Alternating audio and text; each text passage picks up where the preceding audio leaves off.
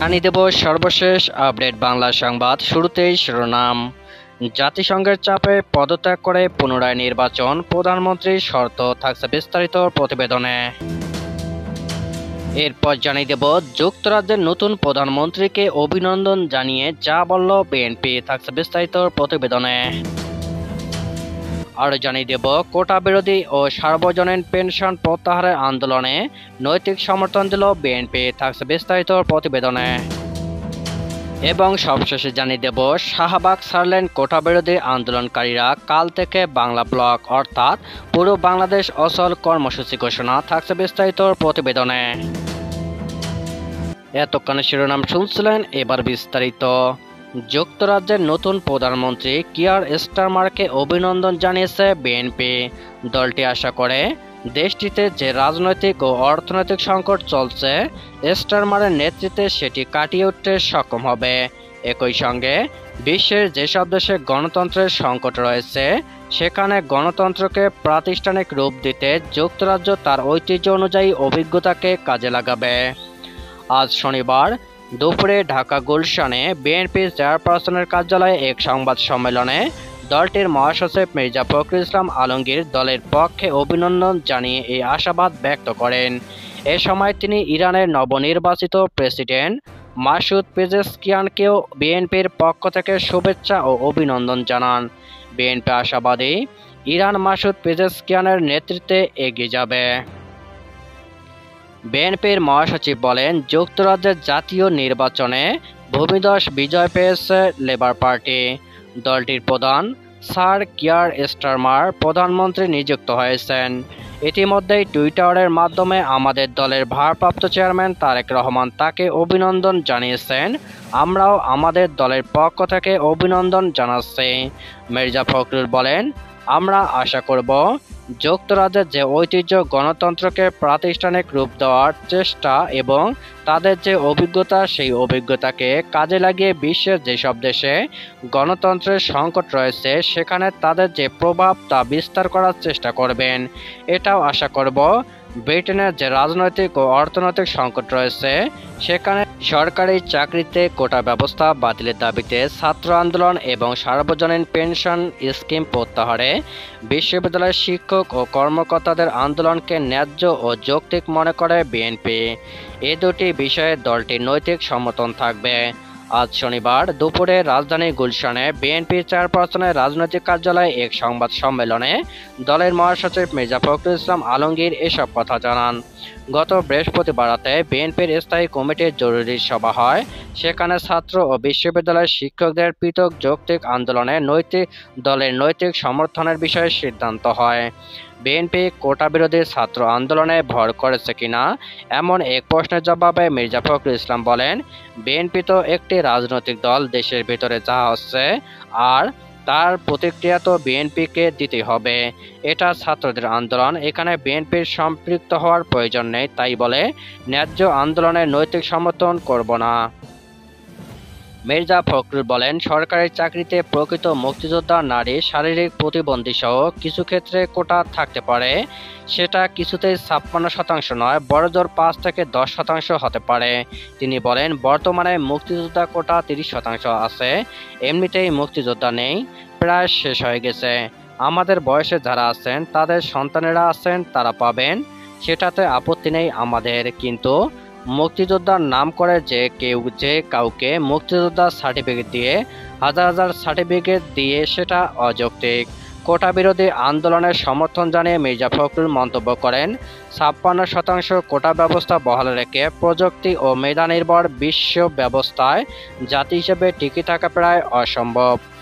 মির্জা ফখরুল বলেন, প্রথম, দ্বিতীয়, তৃতীয় ও চতুর্থ শ্রেণী কোনো শ্রেণীতেই কোটা পদ্ধতি মেধা বিকাশে সহায়ক হতে পারে না। বর্তমান অবৈধ অনির্বাচিত কর্তৃত্ববাদী সরকার বিচার বিভাগকে ব্যবহার করে, অর্থাৎ আদালতের ঘাড়ে বন্দুক রেখে জনগণের ন্যায্য দাবিগুলো দামি রাখার ঘৃণ্য পুরনো কৌশলে ছাত্র সমাজের ন্যায্য আন্দোলনকে দামানোর অপচেষ্টায় লিপ্ত রয়েছে। বিএনপির এই নেতা বলেন, সাধারণ ছাত্র সমাজের কোটা সংস্কার আন্দোলনে ন্যায্য ও যৌক্তিক দাবির সঙ্গে আমরা একমত।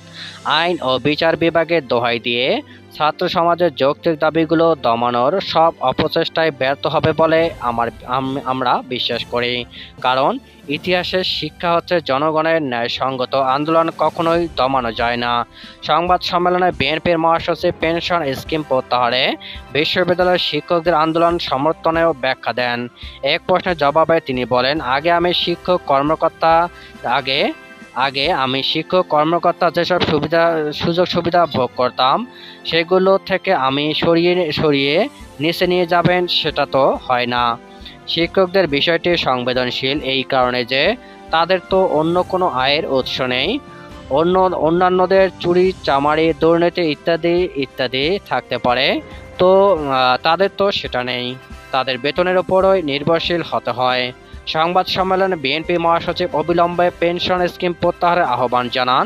তিনি এই পেনশন স্কিমকে দেউলিয়া সরকারের দুর্নীতির আরেকটি পথ খুলে দেওয়া বলে মন্তব্য করেন।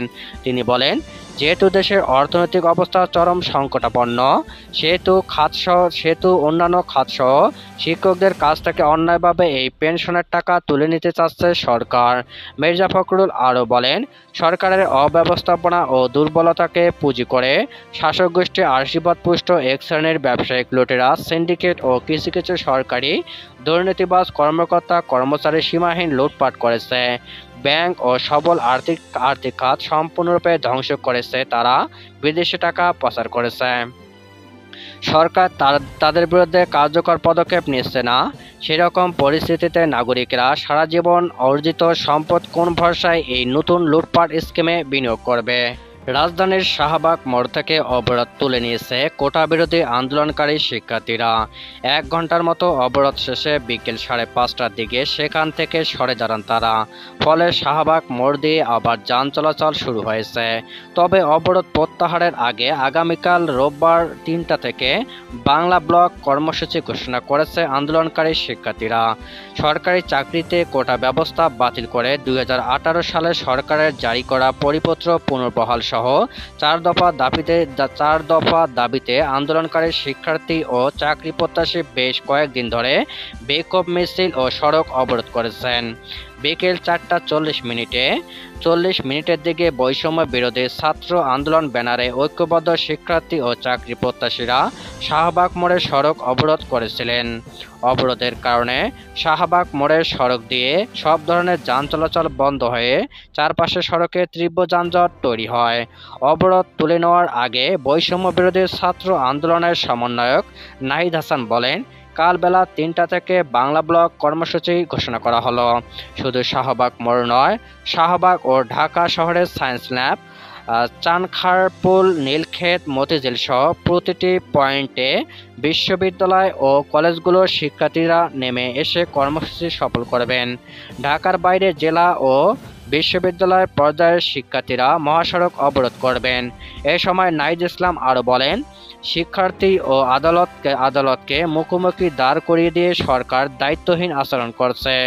নির্বাহী বিভাগ তার দায় এড়াতে পারেন না। 2018 সালে প্রধানমন্ত্রী বলেছিলেন কোটা থাকবে না, তাহলে কোটা কেন আবার ফিরে এলো? কেন শিক্ষার্থীদের সঙ্গে প্রহসন করা হচ্ছে? দাবি আদায়ে প্রয়োজনে আমরা হরতালের মতো কর্মসূচি পালন করব।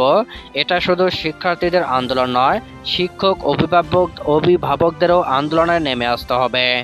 ছাত্র ধর্মঘট ও ক্লাস পরীক্ষা বর্জন কর্মসূচিতে ইতিমধ্যেই ব্যাপক সাড়া পড়েছে উল্লেখ করে নাহিদ আরও বলেন, শিক্ষকেরা ক্লাস ফিরে গেলেও দাবি আদায় না হওয়া পর্যন্ত আমরা ক্লাস ফিরে যাব না। ঢাকা বিশ্ববিদ্যালয়ের গ্রন্থাগার অবিলম্বে খুলে দিতে হবে, নয়তো আমরা নিজ দায়িত্বে সেটি খুলে দিতে বাধ্য হব। ঢাকা বিশ্ববিদ্যালয়ে হলে হলে আন্দোলনকারী শিক্ষার্থীদের বাধা দিচ্ছে ছাত্রলীগের পথ প্রত্যাশীরা। আমরা কিন্তু হলের তালা ভাঙতে জানি। বিশ্ববিদ্যালয়ের প্রশাসনকে এ ব্যাপারে তৎপর হওয়ার আহ্বান জানাই। এর আগে বেলা 3:15টার দিকে ঢাকা বিশ্ববিদ্যালয়ের গ্রন্থাগারের সামনে থেকে বৈষম্য বিরোধী ছাত্র আন্দোলন ব্যানারে মিছিল বের করা হয়। মিছিলটি ক্যাম্পাসের শ্যাডো ও মল চত্বর প্রদক্ষিণ করে মাস্টারদা সূর্য সেন হল ও হাজী মোহাম্মদ মহসিন হলের সামনে গিয়ে স্মৃতি চিরন্তর চত্বর, টিএসসি ও বকশীবাজার হয়ে বুয়েট ক্যাম্পাসের ভিতর দিয়ে পলাশী ও আজিমপুর এলাকা ঘুরে আবার ঢাকা বিশ্ববিদ্যালয়ের ক্যাম্পাসের ভিতর দিয়ে শাহবাগ মোড়ে এসে থেমে যায়।